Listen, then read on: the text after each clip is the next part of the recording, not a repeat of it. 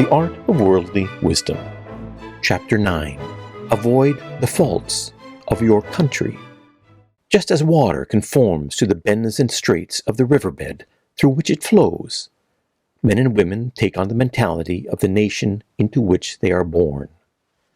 Some owe more than others to their native land, because they were born under a more favorable sky, but no nation on earth, even among the most successful, is free of some fault peculiar to itself, which other nations will seize upon and trumpet loudly, either to caution against it or to comfort themselves in the feeling of superiority.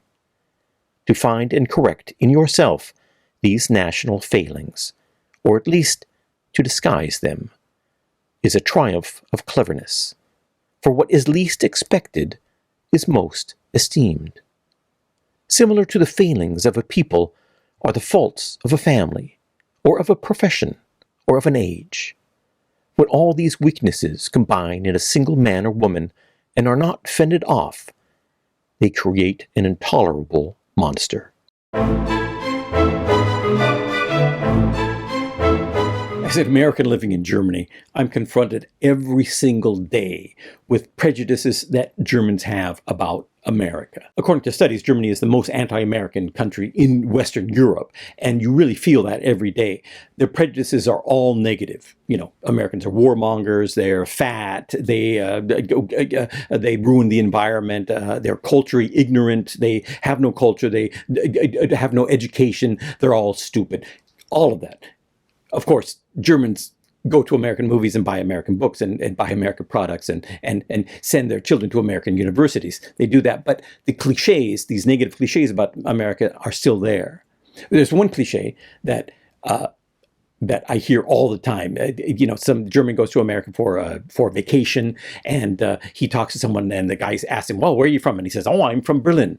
And the guy says, the stupid American says, "Well, where is that? Where, is that a country? Where is Berlin?" And they tell this anecdote to illustrate how stupid Americans are. And in the 30 years I've been in Germany, I've heard this anecdote probably 1,000 times. I think I've even heard it from people who have never been to America. I mean, it's one of the best loved anecdotes about stupid America that Germans have. And I try to tell them, why should the average American know where Berlin is? Do you know, what the 50th state is of America? Do you know where the capital is of New York is? Do you know, can you name, more than 3 American states? Why would you know that? What's that important for the average American to know where Berlin is, as opposed to Madrid or Tokyo or Moscow or whatever? When I try to explain that to them, they don't care, because they love these cliches, these prejudices, which make them look more important than and more intelligent than the stupid Americans. They love these things more than they love any kind of truth or reason or anything like that. And I realized the more I fought against it, the more I tried to say, there's a reason why people are like they're like, and every country has advantages and disadvantages.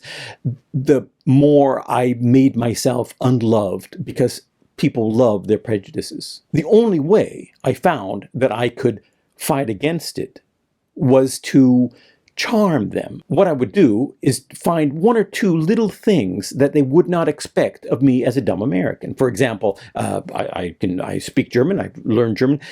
I have 1 or 2 little German sayings that are so obscure, or regional dialects, that people would never expect me to say them. And I put them into conversation. I say something like Schmarrn, which is Bavarian. And they'll say, "Oh, that's Bavarian. How did you know that?" And they're charmed by it. Or I quote some, great German novelist, some great German poet, some poem that they know well and would recognize, but they would not expect me to do it. Sometimes I'm just in a bad mood and I just fight with them. But when I want to make an effort with these people, charming them by doing something they do not expect me to do as an American, or as a person with a certain culture that people identify and have cliches about, that's when I make plus points. That's when I make friends and partners. Thanks for listening, and I wish you all the success in the world.